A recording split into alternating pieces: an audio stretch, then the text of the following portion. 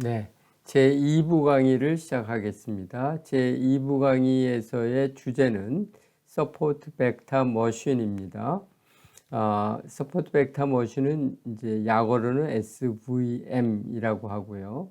우리말로 번역하자면 이 버팀대, 그러니까 버팀목이라고도 할 수 있는데 버팀목 기계, 이런 직역하자면 이렇습니다. 이 SVM은 회귀 및 분류를 위하여 설명 공간을 초평면으로 분리를 합니다. 그런 분리된 그런 초평면을 활용하죠. 초평면이라고 하는 것은 뭐냐면 지금 우리가 다루는 공간은 이제 3차원 공간, P차원 공간인데요. P차원 공간 내에 독립적인 P개의 점을 주어지면 그 주어진 점을 통과하는 초평면은 유일하게 결정될 수 있습니다. 그러니까 초평면의 방정식은 이제 이런 식으로 표현이 되는데요. 이때 그 P개의 점들이 주어지면 그 주어진 P개의 점들을 통과하는 어떤 초평면이 유일하게 정해진다는 것이죠. 지금 여기에서는 이제 한 그 예를 보여주는데요. 지금 제 그 얼굴 때문에 좀 가려져서 보이진 않는데 여기에 이제 한 개 정도의 점이 더 있고요. 이 공간은 이제 2차원 공간입니다. 즉 평면이죠. 이러한 2차원 공간에서는 두 개의 점이 주어지면 두 점을 잇는 이런 직선이 유일하게 되는데 이런 2차원 공간에서의 직선이 바로 초평면에 해당이 됩니다. 이 초평면의 기하를 잘 설명하는 것은 이제 3차원 공간일 텐데요. 3차원 공간에서 어떤 AX 플러스 BY 플러스 CZ 이퀄 D의 꼴로 이제 초평면이 표현이 되는데 이러한 초평면은 어떤 이제 한 점을 지나면서 그 평면의 수직인 이런 벡터 이거를 이제 법선이라고 이야기를 하는데요. 이 노멀 벡터가 A, B, C가 되고요. 이런 노멀 벡터와 이러한 직교하는 그런 평면을 의미하겠습니다. 그래서 이러한 초평면 일반적으로 P차원에서 베타 0 플러스 베타 1 x1 플러스 베타 p xp 이퀄 0로 표현되는 이 초평면은 이 베타 1부터 베타 p까지 이러한 그 벡터와 직교하면서 그 다음에 어떤 몇 개의 점을 지나는 P개의 점을 지나는 그러한 그 형태입니다. 이 분리가능 초평면이라고 하는 것을 설명하겠는데요. 이건 이제 분류의 경우에 우리가 쓸 수 있습니다. 여기에 그 파란색 점들이 있고요. 여기에 이제 빨간색 점들이 있습니다. 파란색 점과 빨간색 점들은 우리가 어떤 이 안에다 이런 그 직선을 하는 생각을 하면 적당하게 잘 그으면 이 직선을 중심으로 해서 어느 한쪽에는 파란색의 점들이 어느 한 선에는 빨간색의 점들이 와 있는 것을 볼 수 있고요.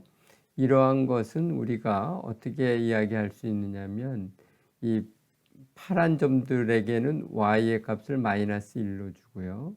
그리고 빨간색의 점들은 이제 플러스 1이라는 값을 부여할 때 yi 곱하기 이 초평면의 식인 베타 0 플러스 베타 1 x1 플러스 베타 p xp가 모두 플러스가 되게, 그러니까 이쪽에서는 이제 한쪽인데 거기에 이러한 값을 이제 yi의 값을 줘가지고 항상 그러니까 그런 경우에는 이제 이게 yi가 플러스고 요 초평면 식의 값도 플러스죠. 그래서 두 개 곱해서 플러스고요. 또 요쪽 X축에서는 yi의 값이 마이너스 1이죠. 마이너스 2고요. 그리고 이 초평면의 이 선형 결합, 이 식이 이제 마이너스이기 때문에 마이너스에서 플러스가 되죠. 항상 이런 식으로 이제 표현해 넣을 수 있다는 것이죠. 그런데 어떤 경우에 있어서는 이 파란색의 점과 빨간색의 점들이 완벽하게 분리되지 않습니다. 또 한편으로는 굉장히 아슬아슬하게 이 초평면이 결정되기 때문에 결국은 불안정하게 되죠. 통계적으로 그렇게 해서 추정되는 초평면은 불안정하게 돼요. 그래서 이 두 개 클래스가 이제 분리 가능하다 하더라도 우리가 어떠한 보완을 하는 것이 좋으냐면 우리가 이제 법선 벡터인 베타 1부터 베타 p의 크기를 노음을 이제 1로 하도록 제약을 하면서 이 yi의 값과 이런 각 점에서의 타겟 밸류들이죠. 타겟 밸류들을 플러스 1 또는 마이너스 2를 주면서 초평면식의 곱이 greater than equal to m, 그러니까 m 이상이 되도록 하는데 여기서 m의 값은 0 이상입니다. 0보다 큽니다. 그리고 이 maximize m이라는 걸 함으로써 이 두 개의 클래스 간의 간격을 크게 하도록 하는 것이 좋은 방법이다 라고 하는 것이죠. 그래서 이러한 식의 최적화식을 생각하게 되는 것입니다. 두 개의 클래스가 분리 가능하지만 그 간격이 0에 가깝거나 또 분리 불가인 경우, 분리하는 것이 불가능한 경우죠. non-separable case라고 하는데요. 이런 경우가 이제 non-separable case가 사실은 일반적이라고 할 수 있습니다. 지금 이 데모용 데이터셋, 이건 뭐 2차원 데이터셋이긴 합니다만 여기서 보면 이 빨간색 점들, 개체들과 파란색 개체들, 이 경계선을 중심으로 해서 섞여 있기 때문에 이 어떤 선 하나로 두 집단을 분리해낼 수 없습니다. 이런 경우에는 문제 개체들이 있게 되고 그런 개체들에는 특례를 적용한다는 것이죠. 특례. 그러니까 special exception, exceptional한 케이스로 적용을 해서 거기에 입실론 i라는 값을 부여를 하는데 그래서 그런 특례들의 총량인 서메이션 입실론 i를 규제한다는 것이 컨트롤한다는 것이 기본 아이디어가 되겠습니다. 그러니까 이 특례의 크기를 하나도 인정하지 않는다면 입실론 i는 0인데요.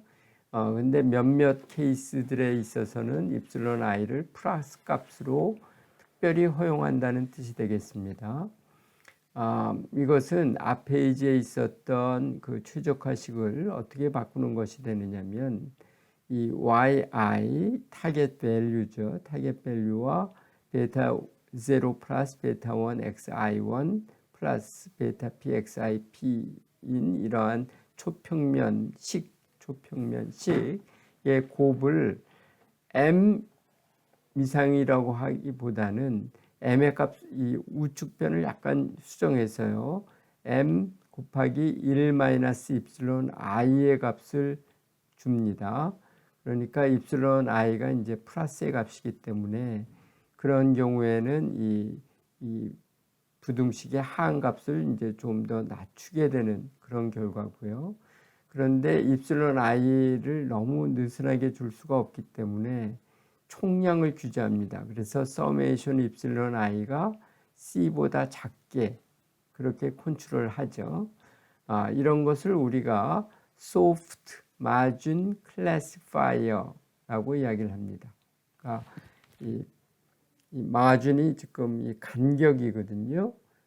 그래서 이 소프트 마진, 하드 마진이 아니라 소프트 마진, 굉장히 그러니까 유연한 간격을 허용하는 그러한 그 분류기이다. 그런 뜻이 되겠습니다. 비선형적인 경계를 우리가 다루어야 되는 경우도 있습니다. 이때까지는 그 초평면이라고 하는 것을 활용했는데 초평면의 식은 이제 선형적으로 표현되죠. 그런데 이 예를 보세요. 지금 이 예에서는 이제 P가 2인 경우, 즉 2차원 분류의 문제인데, 우리가 시각적으로 보더라도 이 파란색 영역과 빨간 점들의 영역은 분리가 가능한데 그 분리되는 선이 직선이 아니라 이런 곡선인 것을 볼 수 있습니다. 그 경계선이 이렇게 휘어져 있죠. 휘어져 있습니다. 그런 경우에는 어떻게 할 수 있느냐? 소위 커널 트릭이라고 하는 것을 씁니다. 커널 트릭이라고 하는 것을 씁니다. 이것은 이제 수학적으로는 뭐 힐버트 공간에서의 어떠한 그 기하적인 문제가 되는데요. 이 커널 트릭이라고 하는 것은 선형적 경계면의 표현을 확장한 그런 개념입니다. 그래서 그 초평면의 식은 우리가 베타 제로 플러스 뭐 이때까지는 베타 1 x1 플러스 베타 p xp 이렇게 썼었는데요. 그것은 어떻게도 표현될 수 있느냐면 베타 제로 플러스 서메이션 알파 i x와 xi의 내적. 이때 내적의 정의는 서메이션 j 이퀄 1부터 p까지 xj 프라임을 이야기를 합니다. 그래서 여기에 있는 이제 그 두꺼운 체의 그 xi는 이것은 어떤 개체, 관측을 나타내는 것이죠. 네, 이것이 이제 선형적인 경계면의 표현인데 이것을 이제 그 곡면으로 확장하는 것이 커넬입니다. 그래서 K의 K는 이제 함수죠. X와 X 프라임을 생각하는데 이것을 커넬이라고 하고요. 이런 커널 중에서 가장 유명한 것이 방사형 커널입니다. 레이디얼 커널이라고 하죠. 레이디얼 커널의 정의는 그러니까 일종의 내적인데요. 내적의 정의가 KXX 프라임이 exponential 마이너스 감마 서메이션 오버 J XJ 마이너스 XJ 프라임의 제곱으로 됩니다. 네. 그래서 SVM의 비선형적인 경계면은 f of x 플러스 이퀄 베타 0 플러스 서메이션 알파 i kxxi로 표현이 되죠. 여기에서 그 알파 i들은 이제 대부분은 0이고요. 일부 개체들에 대해서는 non-zero에 해당하는 값을 부여받습니다.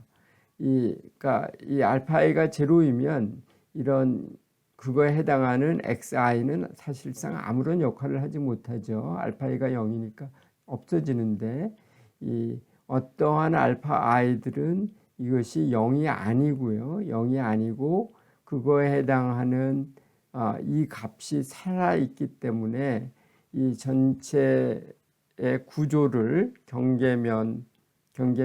경계곡면이라고 할 수 있을 텐데 그런 것을 결정하는데 영향을 주게 됩니다. 바로 그런 non-zero 알파 i에 해당하는 개체 벡터 xi들을 우리가 서포트 벡터라고 이야기하는 것입니다. 버팀대 혹은 버팀목, 버팀 벡터이죠. 네. 다음은 실제 계산 예를 보도록 하겠습니다. 이 데이터는 시뮬레이트 데이터입니다. 모의 생성 자료고요. 이것은 여러분들에게 데모를 위해서, 수치적인 데모를 위해서 이제 편의적으로 만든 자료죠. 이제 데이터점을 이렇게 만들었습니다. 이제 20개의 점을 만들었는데 그 중에 10개의 점은 이제 빨간색으로 되어 있고요. 10개의 점은 이제 파란색으로 되어 있습니다.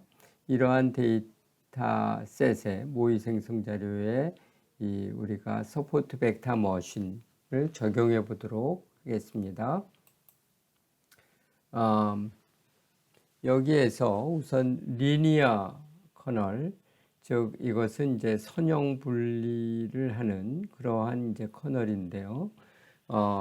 이것을 해내는 함수로서 이 21071이라고 하는 패키지에 있는 svm이라는 함수를 활용하겠습니다. y는 지금 뭐 플러스 1 또는 마이너스 1의 값을 갖는 그런 이제 벡터고요. 이제 타겟 밸류로 구성된 그러한 종속 변수죠. 종속 변수, 반응 변수이고, 그리고 이 x1, x2라고 하는 두 개의 공별량, 설명 변수를 쓰는 서포트 벡터 머신입니다. 여기에서 이 코스트를 10으로 하고, 코스트는 이제 이런 특례를 허용하는 그러한 데 따른 페널티죠. 그걸 제어하기 위해서 페널티를 주는데, 그것을 일단 10이라는 데서 시작을 해 보겠습니다. 그리고 스케일을 false라고 선언을 했는데, 그 뜻은 이제 설명 변수들을 사전 어떤 표준화를 하지 않는다라는 뜻입니다. 있는 그대로의 값을 쓴다라고 하는 것이죠. 네. 그래서 SVM fit라고 하는 이 SVM의 결과물을 만들어내고요. 그것에 대한 요약을 해보면 뭐 이런 식의 것들이 나옵니다. 여기에 보면 number of support vectors가 7 이렇게 나오는데, 그러니까 7개의 케이스가 이 서포트 벡터 역할을 한다. 즉, 이 경계면에서 경계면을 규정하는 그러한 개체들이다 라고 하는 거고요. 그것들을 여러분들이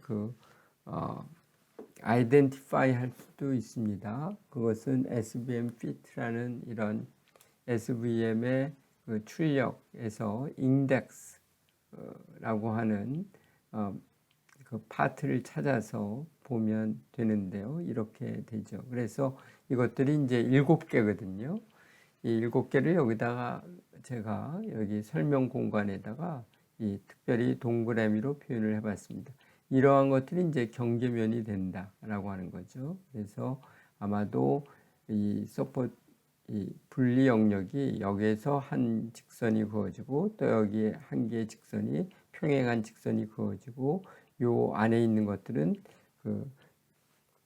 말하자면 경계면 사이, 그러니까 우리로 치면 뭐 이런 분리 간격 사이에 있는 그러한 관측체들이 모두 7개 있는 그런 형태이죠. 이 앞에서 우리가 코스트 파라메타를 10으로 줬는데요.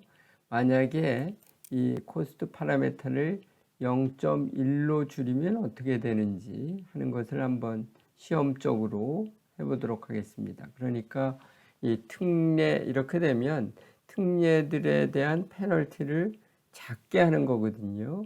그러면 특례의 숫자가 좀 더 커질 가능성이 있죠. 네. 그래서 이제 여기에서 보면 코스트를 0.1로 줄였고요. 나머지는 완전히 같습니다. 그렇게 했더니 number of support vectors 해서 모두 10개가 나왔습니다. 아까는 7개였잖아요. 여기에서 이제 더 늘어난 것을 볼 수 있고요. 거기에 여러분들이 동그라미 표시를 해두면 이와 같이 되는 거죠. 그러니까 이 중간 폭이 이 중간 지대의 폭이 이렇게 훨씬 더 넓어지는 그런 효과를 낳습니다. 그래서 서포트 벡터의 수가 커지는 거죠. 이 코스트 파라메타 C의 이 값을 어떻게 하는 것이 최적이냐. 아까 뭐 10에서 0.1과 10 이런 걸 시도를 해봤는데, 다른 것들을 시도해 보면 또 어떻게 되는가라고 하는 거죠. 그것을 풀어내는 방법이 여기에 있습니다. 여러분들이 이 튠이라고 하는 21071 패키지의 함수를 쓰면서 이 튠이라는 함수를 쓰면 됩니다. 튠. 그래서 이 SVM을 튜닝하는 그런 함수인데요. 이때 이 레인지로 두고 코스트에 대한 이 레인지를 제공합니다. 여기에서 보면 0.001과 0.01과 0.1과 1과 5와 10과 100의 이 코스트를 지정을 하고 각각에 대해서 이 해본 다음에 즉 서포트 벡터 머신을 적합을 해보는 거죠. 그리고 나서 이 어떠한 그 편차, 모형과 데이터 간의 차이를 계산해보는, 뭐 디비언스의 측도에서 아마 이 편차를 계산을 할 텐데요. 이것을 해보면 이렇게 결과들이 쭉 나오죠. 쭉 나옵니다. 즉 코스트가 1, 2의 마이너스 3일 때, 이것은 10의 마이너스 3승일 때, 즉 0.001일 때 이 오차의 크기가 어떻게 되느냐라고 하는 것을 말해주고 있죠. 이 오차율은 45%이고 디스포저는 0.49721452이다. 뭐 이런 식의 이 결과가 여기에 쭉 제시가 되는데, 이 디스포전을 가장 작게 하는 그러한 이 코스트의 값을 보면 지금 두 개의 경우가 같은데요. 1, 2의 마이너스 0, 1, 즉 0.1이죠. 0.1. 그리고 두 번째 것은 1, 2의 플러스 0, 0 하니까 1.0이네요. 0.1일 때와 코스를 0.1로 할 때와 1로 할 때 이 에러와 디스포전이 최소가 된다라고 하는 것을 볼 수가 있습니다. 그래서 베스트 모델은 이제 이 둘의 경우가 그런 거고요. 그것을 잡아내서 이런 것을 이제 여러분들이 활용할 수가 있습니다. 그런 베스트 모델에 우리가 새로운 테스트 데이터를 적용을 해서 어느 정도의 오차가 나오는지 하는 것을 이제 좀 살펴보자라고 하는 것인데요. 그것을 살펴본 결과는 이제 이와 같이 되죠. 생각 외로 이 오프 다이고널, 이것이 이제 오류의 경우에 해당하는데 큰데요. 그 이유는 뭐냐면 앞 페이지에서 했던 이러한 그 데이터의 기반이 불과 뭐 10개 정도, 그 정도거든요. 그러니까 데이터 크기가 굉장히 작다라는 것을 알 수 있습니다. 그래서 이제 좀 과적합된 결과를 나올 수가 있는데, 따라서 참된 이 클래시피케이션 오류 오분류율은 새로운 데이터에서 더 크게 나온다고 할 수 있습니다. 네, 이 수치에는 Non-Linear Simulated Two-Dimensional Data입니다. 그러니까 지금 어떠한 그 모의 생성된 자료인데, 이 데이터를 보면 총 이제 200개의 자료이면서 이 중앙 부분에서는 파란색 점들이 많습니다. 그렇다고 해서 빨간색 점이 없는 것은 아닌데 파란색 개체들이고요. 그리고 그 빨간색 개체들이 그 대각선상에서 오른쪽 위에와 왼쪽 아래 부분에 이렇게 나눠져 있는 이러한 케이스죠. 이런 것들은 이제 선형 분리가 가능하지 않죠. 그리고 이렇게 초평면으로 이렇게 딱 잘라서 어느 한쪽은 그룹 1이고 어느 한쪽은 그룹이다. 이런 식으로 분리하게 되면 많은 오류를 낼 수밖에 없는 상황입니다. 이런 경우에 바로 우리가 비선형 커널을 쓰면 매우 효과적인 결과를 낼 수 있습니다. 그래서 여기에서는 레이디얼 커널이라고 해서 이건 이제 가우시안 커널이라고도 하는데요. 우리가 앞에서 말했던 그러한 그 비선형 커널의 하나고요. 대표적인 거죠. 이때 우리가 감마를 1로 두고 감마는 이 레이디얼 커널에 딸려 있는 어떤 파라미터입니다. 코스트는 이제 서포트 벡터 그런 개체들, 서포트 케이스들의 가하는 어떤 페널티죠. 코스트를 10으로 두고 SVM이라는 함수를 적합해서 이 결과를 보도록 하겠습니다. 전체 케이스는 200개라고 했죠. 근데 여기서 보면 서포트 벡터의 수는 63개 그리고 63개인 걸로 나오고요.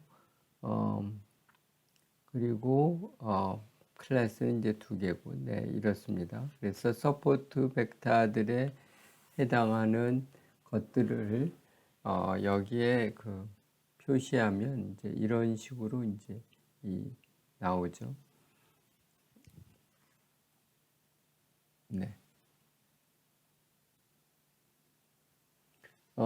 이 경우에도 이 코스트라고 하는 파라미터와 감마라고 하는 파라미터를 어떤 값으로 설정하느냐에 따라 결과가 달라지는데요. 그것을 비교하기 위해서는 우리가 튠이라는 함수를, 즉 튜닝을 해볼 필요가 있습니다. 튜닝은 이제 파라미터를 조정해서 이제 최선의 파라미터 조합을 구하는 그런 것을 우리가 튜닝이라고 할 수 있습니다. 그 튜닝의 결과를 한번 살펴보면 가장 그 좋은 결합은 코스트를 0.1로 하고 감마를 1로 했을 때이다 라고 하는 것이고요. 그때의 오분류율, 가장 최선의 오분류율은 0.125이다. 그리고 디스퍼션은 어느 경우다. 그러니까 어떤 경우에 해당하느냐면 이 케이스겠네요. 이 케이스. 아이고, 요 케이스죠. 이 케이스에서는 이제 감마가 1이고 코스트가 0.1이 되도록 잡았을 때 오분율이 11.5%로 최대이고 디스퍼전으로 봤을 때는 0.07835이다 라고 하는 거죠. 네. 네, 다음 예는 실제 자료입니다. 우리가 제1부 강의에서 했던 자료인데요. 하트 데이터에 적용을 해보겠습니다. 이 하트 데이터에서는 이제 그 disease라고 하는 이제 타겟 밸류가 있습니다. 이것은 이제 no나 yes의 값을 갖게 되고 각각 실제로 관측된 케이스의 수는 164와 139개입니다. 그리고 이 변수를 제외한 이제 나머지 변수들이 이 설명 변수가 되는 것이죠. 근데 이 disease라는 변수는 원래 num이라는 변수에서 파생이 되었기 때문에 num이라는 변수는 실제로 그 공별량 설명 변수로 쓰면 안 됩니다. 그게 14번째 변수이기 때문에 그것을 제외하고 했고요. 이 disease 타겟 밸류에 대한 서포트 벡터 모션을 만들었는데 일단 여기에서는 레이디얼 커널을 썼고 그리고 감마의 값은 1로 뒀습니다. 이 감마라는 파라미터는 이 레이디얼 커널과 연결돼 있죠. 거기에 있는 파라미터고요. 코스트는 특례의 경우에 적용되는, 즉 서포트 벡터들에 적용되는 부과되는 비용이 되겠습니다. 그래서 결과를 보면 296개의 서포트 벡터들이 이제 찾아졌고요. 사실은 좀 많은 편이죠. 네, 너무 많은 편입니다. 전체 케이스에 비하면 서포트 벡터의 크기가 너무 많아요. 너무 많기 때문에 이 경계면이 복잡도가 크다라고 하는 것이죠. 그래서 이제 좀 더 단순한 것을 찾아보고자 감마의 값은 줄였고요. 코스트의 값은 같게 나왔습니다. 이렇듯 감마의 값을 줄이게 되면 좀 더 단순한 경계 공면이 도출됩니다. 또 마찬가지로 코스트의 값을 크게 하는 방법도 있긴 있습니다. 코스트를 크게 하면 일반적으로 단순한 분리 공면을 만들어낼 수 있죠. 그렇게 해본 결과 이 서포트 벡터의 수는 182개가 됐습니다. 296개에서 182개로 줄었죠. 그래도 사실은 여전히 많고요. 이 감마 코스트의 값을 추적 조합은 어떻게 되느냐, 이런 것들을 이제 더 치고 나갈 수가 있습니다. 한 가지 방법은 이제 계산 시간이 많이 들지만 튜닝을 하는 것이죠. 튜닝에서 그 대상은 코스트 파라미터 C죠. C와 감마 파라미터라고 할 수 있고요. 이 코스트와 감마의 값을 각각 4개 수준 또 3개 수준으로 놔서 총 조합이 4 곱하기 3, 즉 12개 케이스에 대해서 어떠한 모형이 어떤 퍼포먼스, 모델 퍼포먼스가 어떻게 되느냐, 모형 성능이 어떻게 되느냐를 찾아볼 필요가 있는데, 그렇게 해서 찾아낸 베스트 퍼포먼스는 0.1578이고 그때 여기에 코스트와 감마의 여러 값을 넣어서 해본 그런 것인데, 예컨대 코스트 1, 감마를 0.1로 했을 때는 0.1945 뭐 이렇게 나옵니다. 그러니까 베스트 퍼포먼스는 사실 위 값일 때가 아니라 요 더 위의 값일 때네요. 그래서 코스트가 1 그리고 감마가 0.01일 때, 이때가 더 최선입니다. 그러한 베스트 모델, 튜닝에 의해서 찾아진 베스트 모델의 서머리를 구해보면 157개고요. 157개로서 이제 좀 작아졌죠. 그리고 우리가 이거의 분류표를 한번 볼 필요가 있는데, 이때 행에 실제로 관측된 값, 타겟 밸류를 넣고요. 그 다음에 컬럼에 predicted value, 즉 예측값을 넣어서 그 분류표를 한번 확인해 볼 필요가 있는데, 여기서 보게 되면 이 오프 다이고널에 해당하는 비대각한에 해당하는 케이스들이 바로 오류라고 할 수 있죠. 그래서 26 더하기 15, 즉 41개 케이스가 오류로 잡혀 있는 것을 볼 수 있고, 그것은 전체 자료 대비 13.8%, 네, 이렇게 됩니다.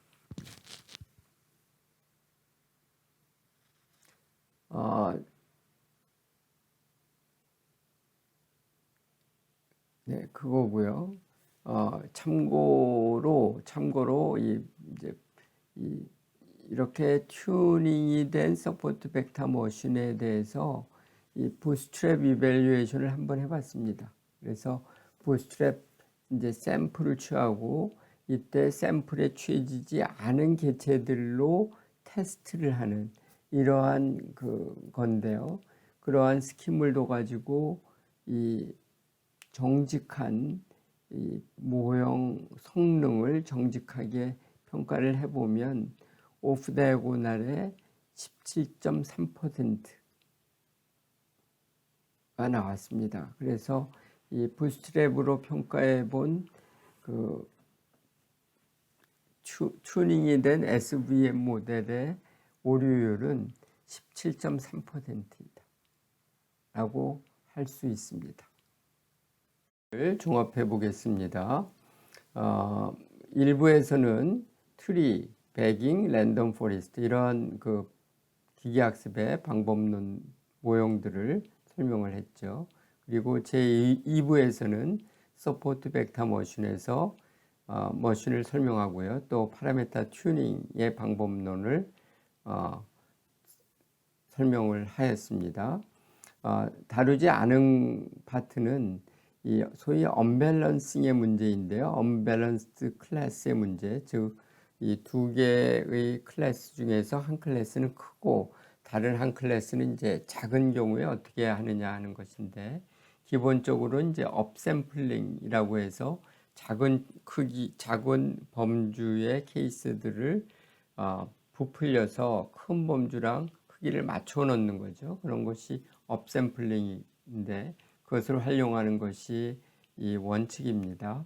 그 밖에 이제 스모트 알고리즘이라고 해서 이제 특별한 알고리즘이 하나 있긴 있습니다. 예, 이에 대해서는 다루지 않았는데요. 여러분들이 구글링을 해보면 이 스모트 알고리즘에 대한 여러 그 정보를 취할 수 있을 겁니다. 네, 오늘의 강의를 이것으로 마칩니다. 수고하셨습니다.